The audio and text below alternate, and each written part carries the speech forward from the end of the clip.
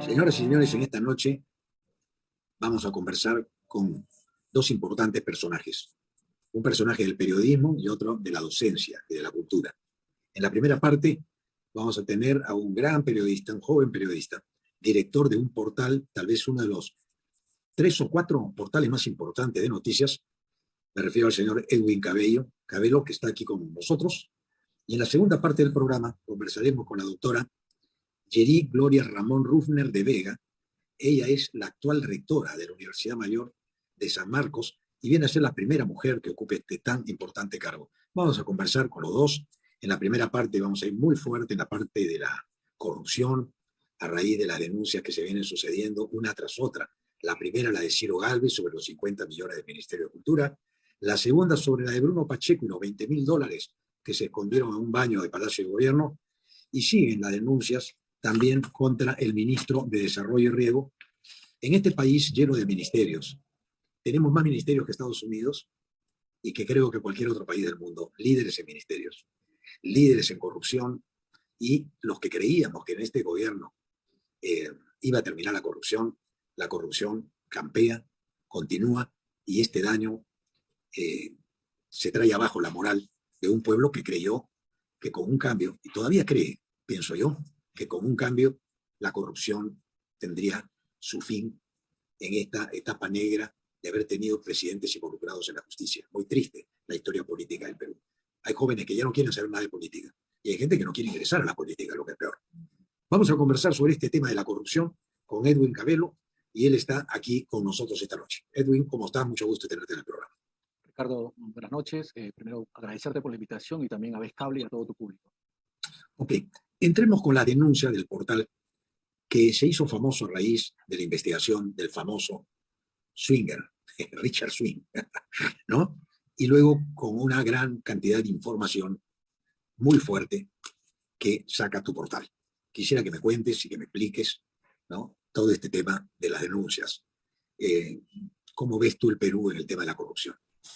Bueno, como menciona Ricardo, el año pasado, el año 2020, nosotros desde el portal de Lima Gris revelamos todo el caso de lo que era Richard Swing y Palacio de Gobierno, ¿no? Creo que fue la noticia más importante del 2020, que terminó también con la vacancia del presidente Martín Vizcarra, del expresidente Martín Vizcarra. Yo pasé por, se puede decir, por muchas experiencias, porque era una noticia que involucraba al más alto personaje del país. Creo que en algún momento lo he comentado, sufrí seguimiento, es decir, incluso gente de Cancillería comenzó a hacer llamadas a algunas embajadas con las cuales teníamos relación, ¿no? Pero bueno, eso me enseñó un poco a trabajar y cambiar mi forma de moverme también. En estos tiempos y con este tipo de noticias hay que tener bastante cuidado ahora al salir a la calle, sobre todo los periodistas que investigamos, ¿no? Después del caso... ¿Qué aprendiste? ¿Qué aprendiste? Qué interesante. ¿Qué aprendiste? Sí. ¿Cómo te cuidas? ¿Qué sientes tú que pasa cuando uno se mete en el tema de la corrupción? ¿Qué sientes tú como joven periodista que eres? Bueno, aparte que sé que me escuchan todo lo que hablo por teléfono, ¿no? Yo creo que también es salir de forma precavida y, si es posible, acompañado. Otra de las cosas es que cuando es muy tarde o voy a algunos lugares donde no hay poca seguridad, no llevo el celular. ¿Sabes por qué no llevo el celular? Porque sé que lo que van a querer es el celular, porque ahí encontrarán la información, y lo que buscan siempre la gente que está cuestionada o denunciada es conocer las fuentes que uno tiene, ¿no? Y creo que el celular, como bien lo sabe el señor Pacheco y lo sabe la gente de Palacio, revela muchas cosas. Correcto.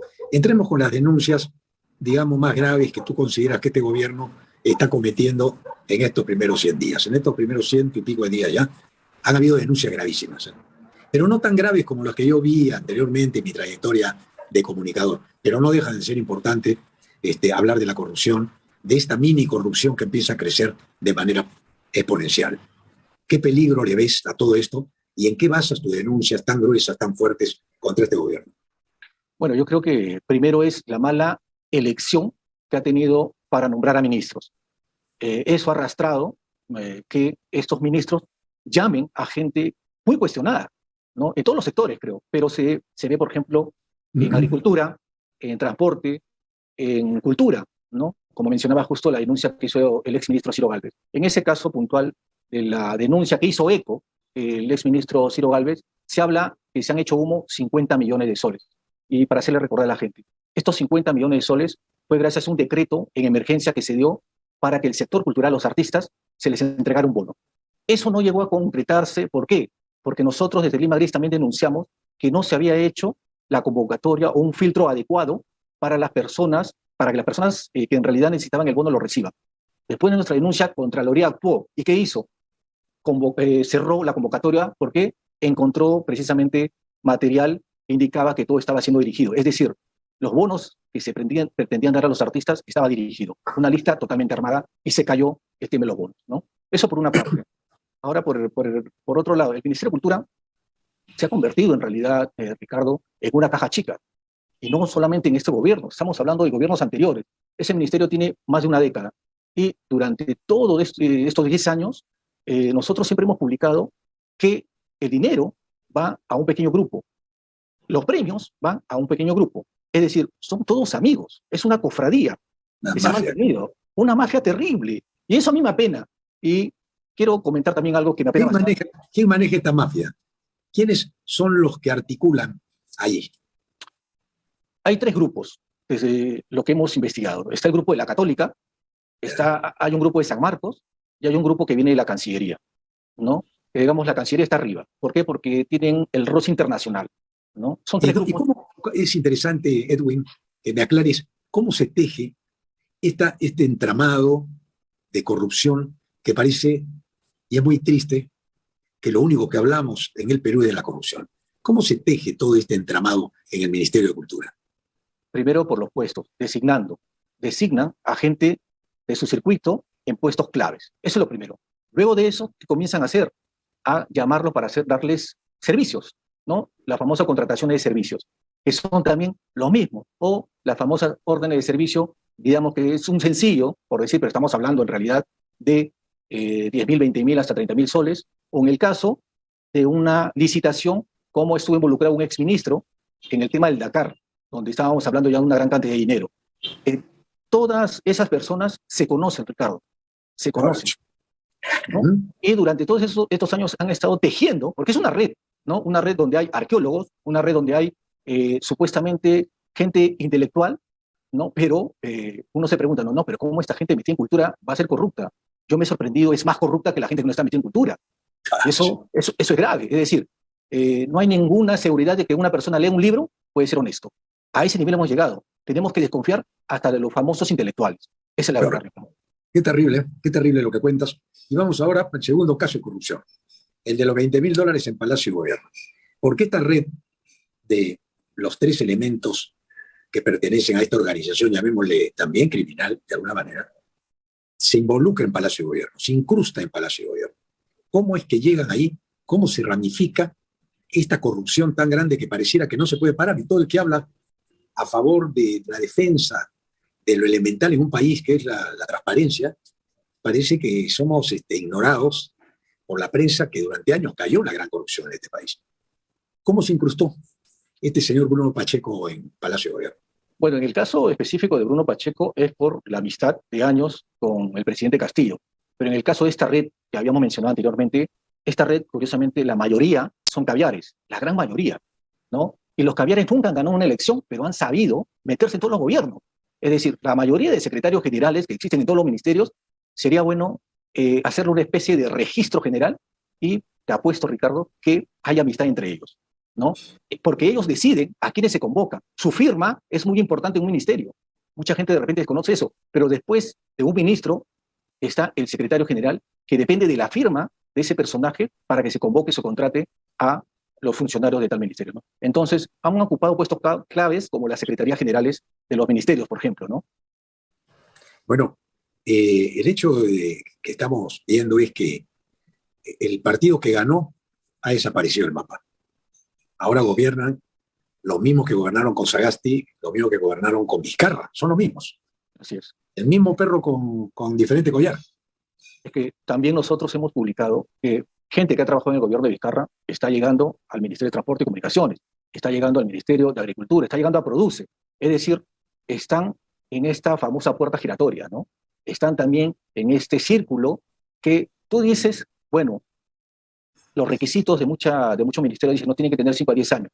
Pero yo creo que esto debe de cambiar, Ricardo, y lo que se tiene que pedir ahora a los funcionarios son experiencia de éxito, no solamente una experiencia de haber estado en el Estado 5 años, sino ¿qué has hecho?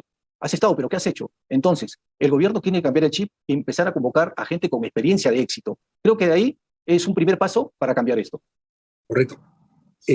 La guerra mediática, si no existieran los portales como el tuyo y otros nuevos portales que han salido, nuevos periodistas, nuevos comunicadores, viviríamos en la naturalización de la corrupción. Porque la corrupción que vemos ahora ya se naturalizó. O sea, ser corrupto está bien en un país. O sea, ya no es malo. Eres vivo, eres inteligente, eres astuto, eres un gran político si te sabes meter. ¿Cómo ves eso tú?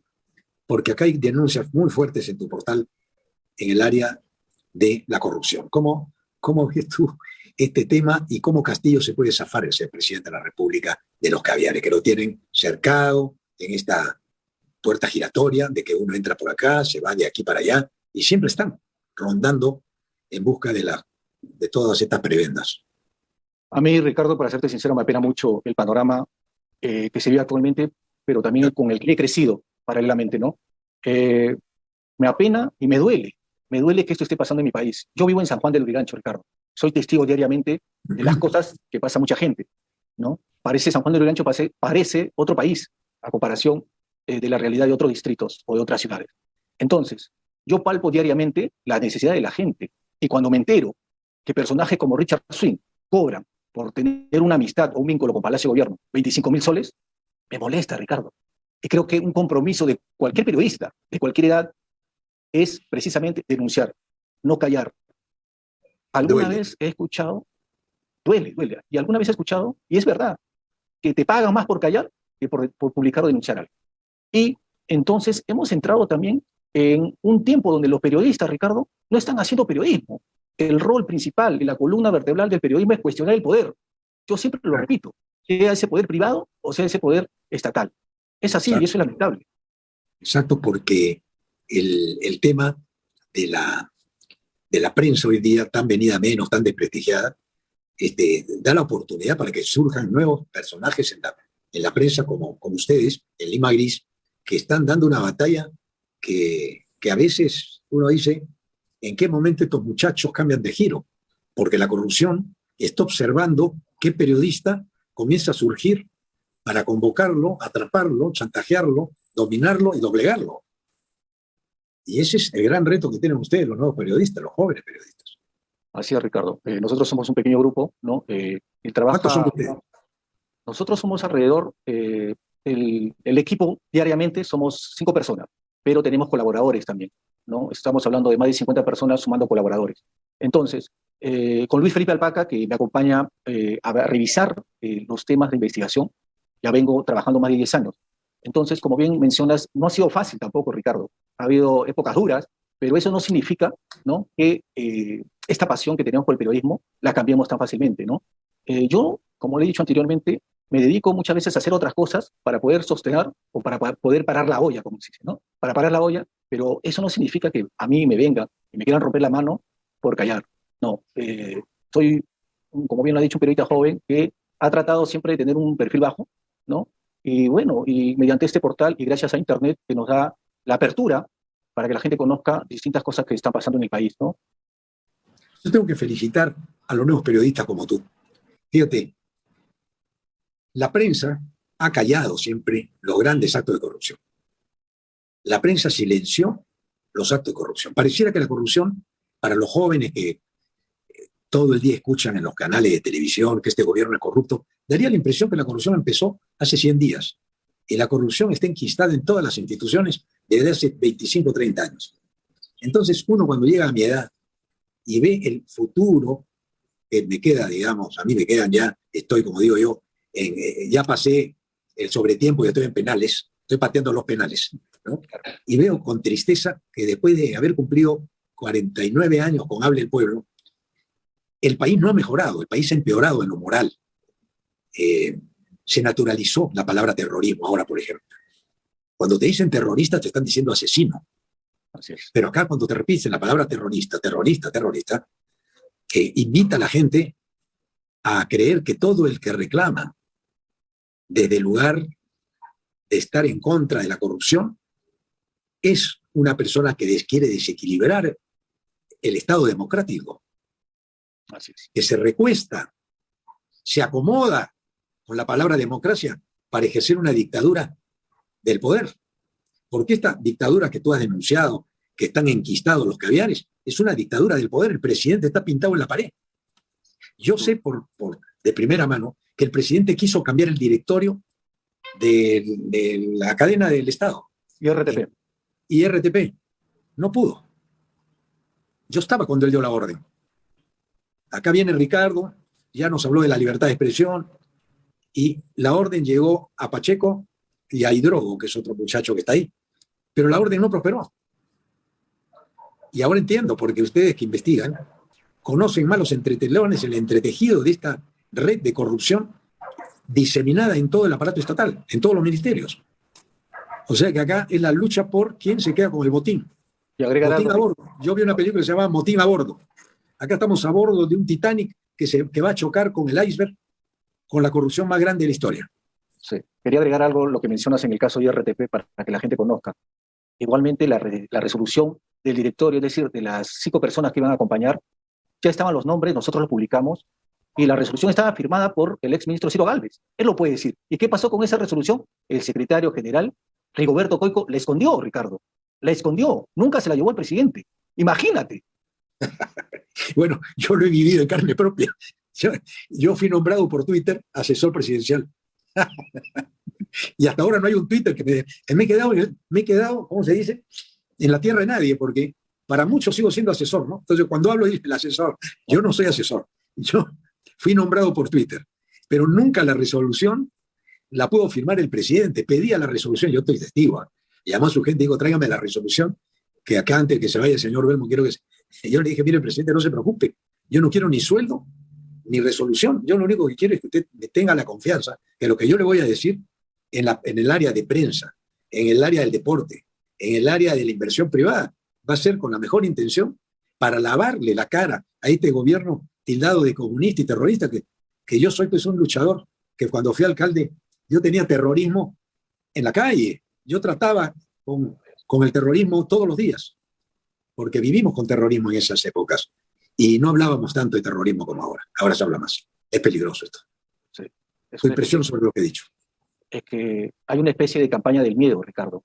Nos quieren tener no solamente encerrados con este tema de la epidemia, ¿no? Sino también, aparte, el otro virus, el virus de la corrupción. Es decir, mientras menos el ciudadano esté atento a lo que sucede en las calles, a un gobierno le va a convenir eso, ¿no? Porque la gente está prácticamente encerrada, con los ojos tapados, sin ver lo que pasa, y cualquier gobierno hace un desastre con la economía, ¿no? Roba en grandes cantidades. Los ministerios nos estamos dando cuenta, Ricardo, en los ministerios, ¿no? Ahora, el caso de Pacheco, creo que ha dado la vuelta al mundo la noticia de los $20.000 en un baño, en Palacio de Gobierno. Es impresionante esto, ¿no? Esto queda para la historia, ojo. Y lo peor es que, ¿cuándo sucede, Ricardo? En un año importante, 200 años, Bicentenario del Perú lo celebra así, con $20.000 en el baño de Palacio de Gobierno.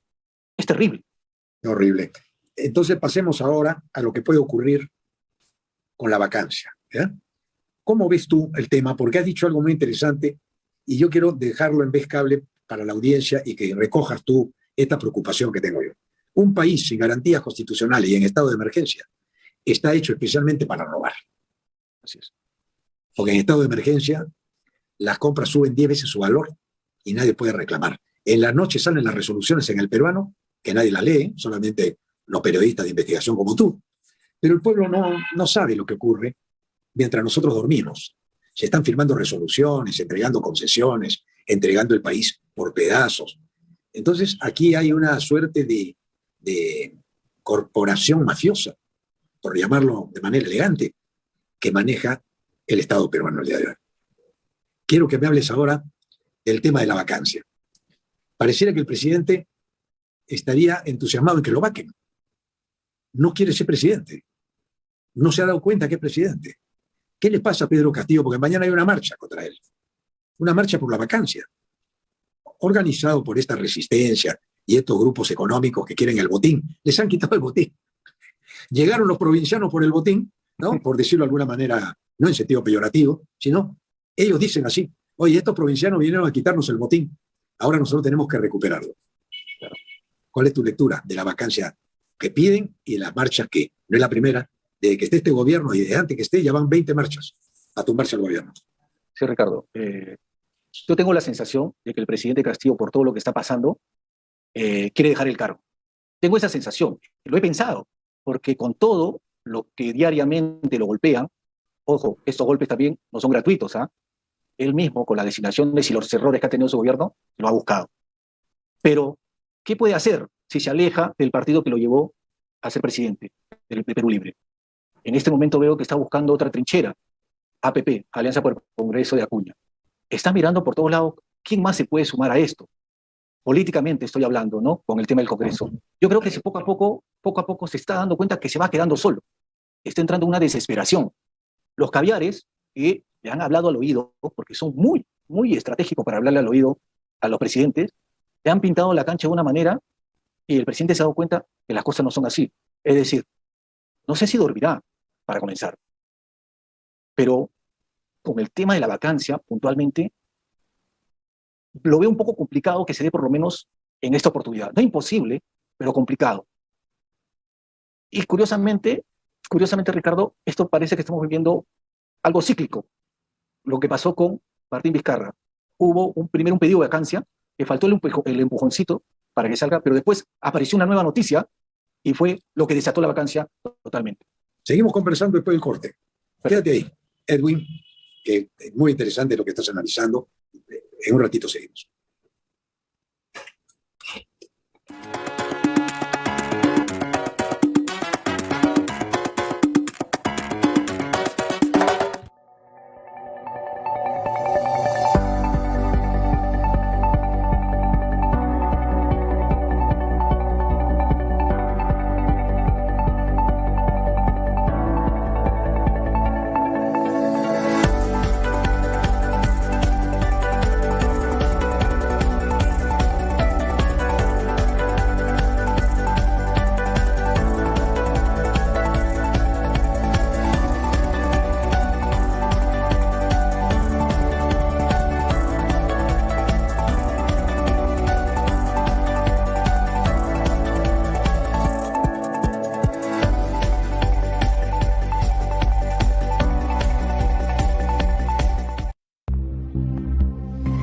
Atención. Personal técnico ajeno a la empresa está realizando instalaciones clandestinas para reconectar la señal de Vezcable ilegalmente.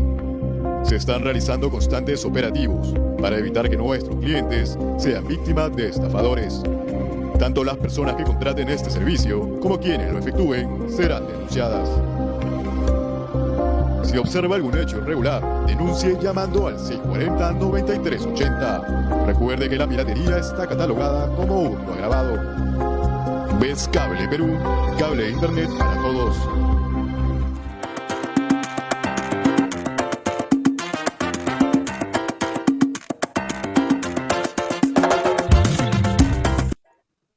Continuamos con Edwin Cabello porque lo que estamos tratando acá en Vezcable debería tratarse en todos los medios de comunicación, que lo peor que puede ocurrir en un país no son las doctrinas filosóficas ni políticas, porque la corrupción es mucho más poderosa que todo. La corrupción es el arma que hoy día nos destroza. Y yo quiero terminar aquí con esta entrevista con Edwin, con la última denuncia que ha hecho sobre un ministerio que yo no sabía, perdónenme la ignorancia, pero no sabía que existía el Ministerio de Desarrollo y Riego. ¿Qué están regando? Cuéntame la denuncia, Edwin, que me parece bastante particular de lo que está ocurriendo en ese ministerio. Lo que pasa es que el nombre le han cambiado, ¿no? En este gobierno ahora se llama el Ministerio de Desarrollo Agrario y Riego, que es lo que se llamaba Ministerio de Agricultura.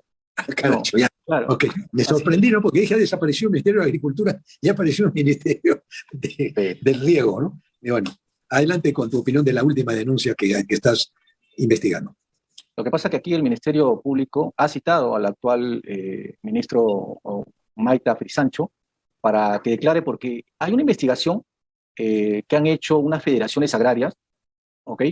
Y lo que se trata un poco es de conocer en realidad la implicancia de todos estos personajes. Y uno de los personajes, curiosamente, es el actual ministro y 14 personas más.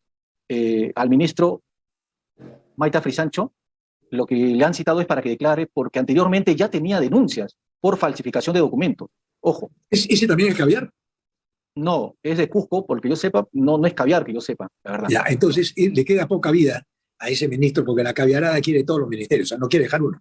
Van por transportes, que ya lo dijiste, Sí, y van por energía y minas. así es. Donde hay mayor Mira. presupuesto, ¿no? Bueno, entonces, Mira, estoy asombrado con todo esto que me cuentas. sí. Yo ya quería desvincularme, nunca más te quiero entrevistar, Edwin, nunca más. No, es una broma. No, al contrario. ¿Sabes qué? Me da mucha pena lo que está pasando en el país. Me da mucha pena que en el bicentenario las esperanzas de un pueblo se vengan abajo. Y tú eres un periodista joven. Yo quiero que terminemos esta entrevista con algo positivo, porque en unos instantes voy a entrevistar a la doctora Yeri Gloria Ramos, que es la nueva rectora de San Marcos.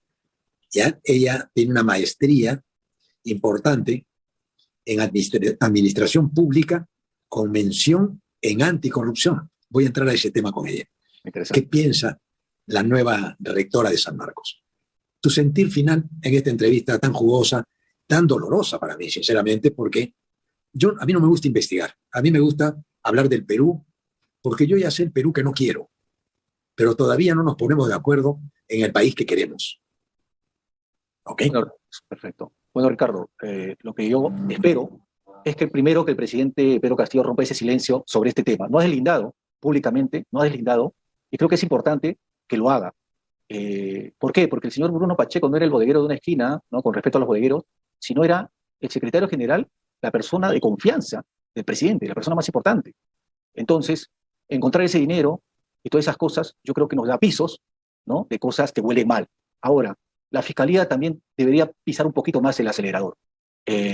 ¿Por qué? No quiero que se repita lo que pasó con Martín Vizcarra después de este caso de Adenda en el Cusco, con el aeropuerto internacional Chinchero. ¿Qué pasó? Lo sacaron a otro país como embajador. Espero que el señor Bruno Pacheco no termine fuera del país. Es importante estas cosas para dejar las cosas claras desde la presidencia que se quiere combatir la corrupción. Pero si se quiere combatir la corrupción, entonces hay que mostrar algunos elementos y algunas acciones. Eso es lo que quiero decir, Ricardo. Bien, Edwin, muchas gracias. Te doy un gran abrazo y te deseo mucho éxito en tu proyecto Lima Gris. Sigue creciendo, estás entre los portales más importantes, diría yo, con un periodismo de investigación extraordinario. Y de aquí mis felicitaciones y adelante, muchachos. Mucha fuerza. Muchas gracias a ti, Ricardo. Un fuerte abrazo y gracias a Vizcable. Bueno, Importaciones Chancay, el especialista en vehículos pesados, usted lo encuentra en la Avenida Aviación 1198, La Victoria, o llamando al teléfono 96 16 13 220 y también en nuestra página de Facebook, Importaciones Chancay, especialista en vehículos pesados, unos monstruos. En Chancay te encuentran lo que tú quieras para tu vehículo pesado. Nos vamos a otro corte y regresamos con nuestra invitada estrella de la noche. Digo esto porque es la primera mujer que toma San Marcos. Ella se llama, fíjense, recién la conozco, la doctora Yeri Gloria Ramos Rufner de Vega, nombre completo. Volvemos con ella.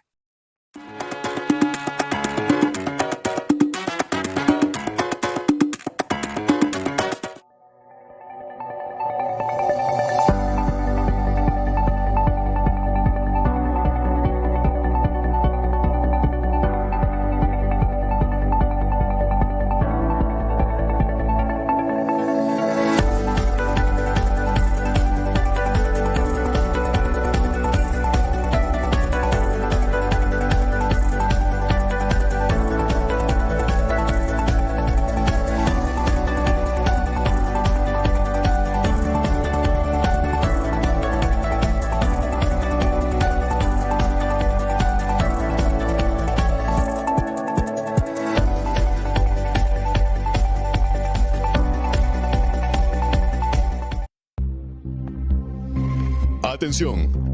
Personal técnico ajeno a la empresa está realizando instalaciones clandestinas para reconectar la señal de Vizcable ilegalmente. Se están realizando constantes operativos para evitar que nuestros clientes sean víctimas de estafadores. Tanto las personas que contraten este servicio como quienes lo efectúen serán denunciadas. Si observa algún hecho irregular, denuncie llamando al 640-9380. Recuerde que la piratería está catalogada como hurto agravado. Vizcable Perú, cable de internet para todos.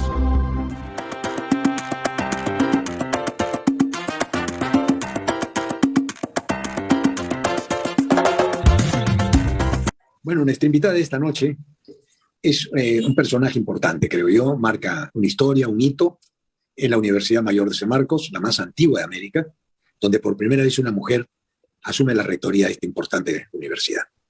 Ella tiene un currículum bastante interesante, la estuve leyendo, me va a corregir si es que cometo algún error en la lectura de su currículum. Tiene 2 maestrías en Administración Pública con mención en Anticorrupción y maestría en Contabilidad con mención en Auditorías. Estos 2 temas para mí son importantísimos aquí, aparte de tener un título de contador público o contadora público, y es abogada desde el 2014. Estamos hablando con un personaje importante, ¿no? Ella es la doctora Yeri Gloria Ramón Rufner de Vega. Mi querida doctora, un gran abrazo, me trataste de tú, me encanta, y te doy la bienvenida al programa para que nos cuentes esta experiencia, cómo la viviste y cómo la sientes ahora. Sí, bueno, realmente ha sido una experiencia muy importante. Competimos 7 candidatos, ¿no? Y al final quedamos 2, y en la segunda vuelta se juntaron los 6 candidatos también para ir en contra de mi candidatura, pero tuve mucho respaldo de la juventud, ¿no? La juventud me respaldó en un 70% y también tuve mucho apoyo de los profesores. Y yo he llegado con un 60% de aprobación en este proceso electoral, ¿no? Es algo histórico porque nunca antes un rector había tenido tal votación de parte de los alumnos. Y esto tiene un mensaje muy importante que yo siempre lo voy a decir. La juventud está pidiendo a gritos que se le entienda, se le comprenda, se le ayude a resolver sus problemas que pasan en las universidades públicas, ¿no? Como es San Marcos. Recuerda que San Marcos es la universidad de toda la sangre, de todos los pueblos del Perú profundo, donde vienen pues de los estratos C, D, E, F, G, ¿no? Y donde la gente requiere mucha atención. No ha sido fácil llegar porque ha sido una competencia muy dura. San Marcos es el Perú pequeño, lo que ocurre en San Marcos ocurre en el Perú, y eso se ve reflejado día a día. Creo que eso es muy importante entender, y por ser la cuatricentenaria, por ser incluso más antigua que la República, porque estoy hablando de 470 años, yo soy la rectora número 207 después de 206 rectores varones, elegida democráticamente y en un año muy, muy trascendental, que es el año del Bicentenario, donde uno puede mirar con mucha preocupación cómo ha evolucionado el país después de la independencia del Perú, ¿no? Entonces, querida doctora, yo tengo mucho interés en saber qué piensa una mujer que ha luchado tanto para llegar a este cargo, de la juventud que tienes entre tus manos. Tú tienes entre tus manos el capital más valioso de una nación, que es la juventud. Sí, bueno, ¿qué pienso de ellos? ¿Cómo ves tú a los jóvenes de hoy? ¿Cómo ves tú a esta juventud un poco desconcertada? Ya. Con mucha incertidumbre, ¿no? Le veo una juventud con mucha incertidumbre porque realmente a partir de la pandemia nadie sabe qué pasa, y creo que fue un golpe muy duro para la academia, entendiendo de que ellos pues no tenían conectividad, no tenían equipos, y entonces es una mirada con mucha preocupación a la educación. Creo que a todos los niveles de la educación, nivel inicial, primaria, secundaria y la universidad, y donde pensamos que si nosotros hoy día no le damos una buena formación académica, el futuro de los jóvenes es incierto, teniendo en cuenta el avance de la ciencia y la tecnología en forma galopante, ¿no? Porque hoy día estamos hablando de que la tecnología de hoy para mañana puede quedar ya obsoleta incluso en muchos casos. Y hemos visto cómo en estos últimos años, pues de una Pentium 1, hoy día estamos hablando de una i7, ¿no? Entonces, cómo hemos evolucionado tan rápido en estos últimos años. Y veo con mucha preocupación el futuro de la juventud, con mucha incertidumbre, pero también creo que si las universidades públicas nos ponemos en el lado de ellos y hacemos muchos esfuerzos para que ellos estén al mismo nivel que las universidades privadas, y que puedan competir a nivel nacional e internacional, más siendo la decana de América, yo creo que sí podemos lograr que estos chicos tengan un futuro seguro y que puedan también capacitarse, ¿no? Darle educación de calidad, investigación, eso es lo que buscamos con ellos. Yo cuando era joven y tenía que escoger mi carrera, recién surgían las universidades privadas. Eran San Marcos y la Católica las 2 referentes más importantes en mi generación. Yo decía, me voy a la Católica, me voy a San Marcos. Derecho. San Marcos era derecho y la Católica también derecho, ¿no? Después se abrió la de Lima, de la que soy fundador, la Universidad de Lima, la Universidad del Pacífico, pero siempre vi disminuida la imagen de San Marcos en torno a los problemas políticos que se suscitan dentro de este universo universitario tan importante. ¿Cuántos alumnos y cuál es la tendencia?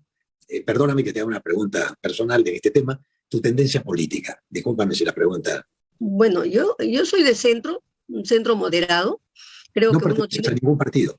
No tengo ningún partido, tengo un movimiento, una agrupación que se formó justamente para este proceso electoral, que veníamos incluso ya desde el año 2017 gestando un movimiento dentro de San Marcos que se llama Siempre San Marcos, pero yo no tengo ningún partido político.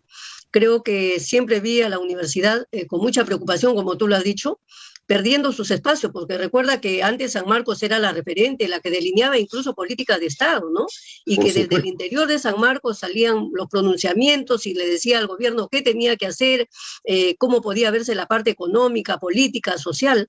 Y estos últimos años se perdió mucho. San Marcos se quedó muda mucho tiempo. Entonces, al tomar yo este rectorado, yo voy con un reto de levantar la imagen de San Marcos, a salir a decir lo que se piensa, a pelear por la autonomía universitaria, que es lo que se ha perdido. Y yo creo que ahora, después de todos estos años, de lo que he vivido, con todas las cosas que he vivido, yo no tengo temores a enfrentarme. Creo que el único que tengo miedo es a Dios, porque uno va cumpliendo su ciclo de vida y tiene que darse de sí a algo. Y yo me he comprometido con la juventud.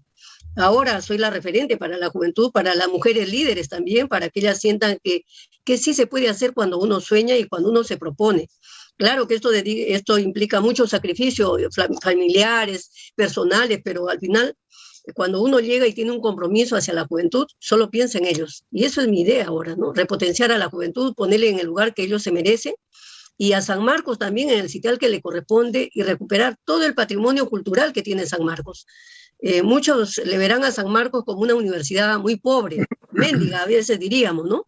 Pero cuando uno analiza, San Marcos es tan rica en historia, en cultura y en bienes patrimoniales también, sino que no se ha sabido administrar estos bienes y se han dado concesiones por 20 años, por 30 años, sin saber sin hacer una retroactividad del dinero a valor presente, ¿no? Entonces yo creo que eso también ha hecho que San Marcos muchas veces esté sujeta al presupuesto del gobierno, cuando San Marcos tranquilamente podría sobrevivir con sus rentas de todos sus bienes inmuebles. Por Y el supuesto. compromiso está ahí, ¿no? Yo me acuerdo cuando visité San Marcos de joven, porque tenía la duda de ir a San Marcos o a la Católica. En una época pensé estudiar Derecho. Yo iba a la casona vieja de San Marcos, pero ahora tiene unos locales que en valor son de un valor increíble, millones de dólares, ¿no? Y con ese patrimonio se puede hacer mucho para crecer. Crecer, digamos, pagando mejor a sus profesores, mejorándole la currícula, no sé, todo lo que implica la educación de nuestra juventud. ¿Cuántos alumnos hay en San Marcos ahora? Tenemos 37.000 alumnos. Con los alumnos de posgrado estamos llegando a un promedio de 40.000 alumnos. Es más grande que muchas provincias del Perú, San Marcos. Sí, y ahora tiene 66 escuelas, 20 facultades. Tenemos casi todas las especialidades y esto es lo que nos da la fortaleza. Incluso yo sueño con que San Marcos recupere, incluso dar el mando medio, porque hay muchos chicos que no pueden de repente tener la capacidad para ingresar a la universidad, pero sí pueden querer un mando medio. Y San Marcos, teniendo, por ejemplo, la escuela de ingeniería industrial, pueden poner los técnicos industriales, técnicos en telares, los técnicos mineros, los asistentes contables. O sea, esa es la perspectiva que tenemos. Y sueño también que San Marcos tiene que salir, romper las paredes que tiene entre Venezuela y universitaria, y salir a dar al país capacitación, educación de calidad, arte, ciencia, oficio, investigación también, porque tenemos los centros de investigación a nivel nacional y queremos repotenciar los centros de producción y los centros de investigación. Con estos centros de investigación que tenemos, por ejemplo, en Maranganí, tenemos la investigación sobre la alpaca y la vicuña. Entonces, queremos llegar a dar un apoyo a las comunidades para que ahora con los centros de producción acoplemos toda la lana del ganado, de la alpaca y la vicuña, y teniendo la escuela de telares en ingeniería industrial, se procese esa materia prima y se exporte y que tenga un valor agregado para que los productores, los ganaderos de la alpaca y la vicuña tengan una mejor compensación económica. Y así en cada lugar, ¿no? Interesante. Acá hay un tema que me interesa también referirme. Cuando leo tu currículum, maestría en Administración Pública con mención en Anticorrupción. ¿Qué sientes tú de ver un país donde la corrupción casi está institucionalizada? ¿Cómo te sientes tú? ¿Cuál es tu sentir como mujer que ha luchado, ha bregado tanto para llegar a este importante referente, ¿no? Porque ya hoy día te conviertes en un referente importante en la política peruana también. Claro, efectivamente, uno se siente impotente porque mira, si no hubiera corrupción en el país, nosotros seríamos pues otro país, ¿no? Con todas las riquezas que se tiene y con todo el presupuesto que se asigna, realmente estaríamos en otro nivel. Pero ¿qué ocurre? Que si nosotros, después de la pandemia, cómo nos hemos visto desnudos, vamos a hablar desnudos, porque nos hemos visto en la pobreza más grande, tanto en la parte económica, en la gente sin vivienda, con hambre, sin salud, sin educación de calidad, sin techo. Y eso es desesperante. Entonces te preguntas, ¿qué pasó con todos los gobiernos? ¿Qué pasó con todos los gobernantes? ¿Dónde está toda la plata que año a año se habla de un presupuesto exorbitante y sin embargo se le da a cada ministerio, se le da a cada fin, electricidad, carreteras, ¿no? A los gobiernos regionales, porque recuerden que los gobiernos regionales tienen agricultura, transporte, salud, educación. ¿Qué pasó con ese dinero que es destinado a los gobiernos regionales para que hagan sus obras y pongan todo el empeño en educación y en salud? ¿Qué ocurrió? Y entonces vemos pues que ese dinero no llegó a su destino final. Y yo te voy a decir, yo que he auditado gobiernos regionales, locales, con mucha tristeza a veces vemos, llegas a una escuela donde ves a los chicos en la tierra, yo he llegado a Piura incluso, ¿no? Los chiquitos en la tierra, en pleno calor, con la sangre que se les sale en la nariz, su mochila en el piso, y entonces te preguntas, ¿pues dónde está el Estado? ¿Dónde está el Estado presente? No hay Estado. Y además entiendes que la corrupción nos ha ido carcomiendo, ¿no? Yo diría hoy día que siempre les he dicho a mis alumnos, miren, el cáncer era pues una enfermedad que prácticamente no tenía cura, al igual que el SIDA. Hoy día hay tratamiento para el cáncer y para el SIDA, pero para la corrupción, ¿cuántos antídotos tendríamos que generar? Creo que más antídotos que la pandemia, que lo de la pandemia COVID, ¿no? Qué y esto es muy duro, ¿no? Qué interesante metáfora, realmente una metáfora maravillosa. Para el cáncer ya se están encontrando medicinas que esta enfermedad la prolonguen, la curen. Es todo un proyecto ahí. Pero para la corrupción no hay antídotos. No hay antídotos. Estamos involucrados y hemos naturalizado la corrupción. El que no es corrupto no funciona en este país. Claro, pero hay algo muy importante. Mira, cada gobierno que llega, ¿cuál es el primer discurso? Anticorrupción. Sí, es el discurso para ganar, ¿eh? Porque una vez que se sientan, se olvidan de la palabra corrupción. Por eso, ¿no? Entonces, y vemos que el presupuesto más bajo es para educación y para salud. Y entonces la pregunta es, ¿cómo queremos nosotros salir de la crisis que tenemos? Un país sin educación, sin cultura, sin salud, no puede salir de esta crisis que estamos viviendo. El gobierno tiene que entender que tiene que incrementar el presupuesto de la educación en todos los niveles, ¿no? Yo incluso sueño a veces, no duermo pensando de que si a la educación le diéramos desayuno, almuerzo y lonche, para que los niños estén bien formados y que no estén abandonados en diferentes edades, no habría pandillas como se ve ahora, porque recuerden que el padre y la madre tienen que salir a trabajar y los niños se quedan solos, a veces, ¿no? Y maltratados muchas veces. Y entonces no hay forma de paliar esta crisis si no se entiende que la formación tiene que ser integral, con principios y con valores. Nosotros vemos, por ejemplo... Gran mensaje, a los arbolitos, ¿no?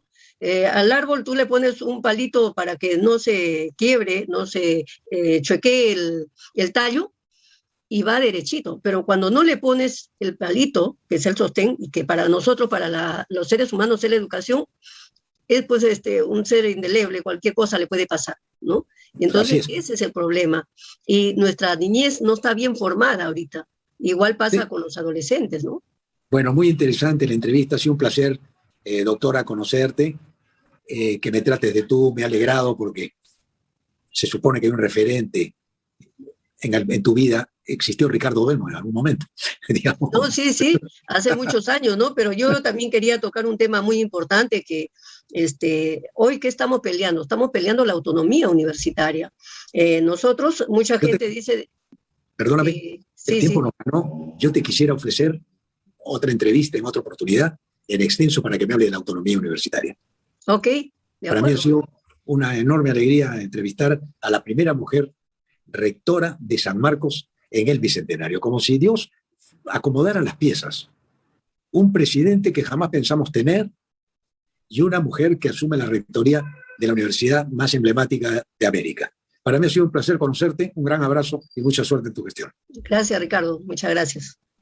Muy bien. Un abrazo también para todos. Un saludo para todos los sanmarquinos. Muy bien, muchas gracias. Buenas noches, señores, aquí en Vescable. Ha terminado una edición más con dos invitados muy importantes y cada programa de Vescable es un programa que te deja un mensaje. Y quiero agradecer la oportunidad de poder llegar a través de esta cadena nacional de cable a los lugares más recónditos y olvidados del país. Muchas gracias, muy buenas noches y que tengan un lindo fin de semana. Chao.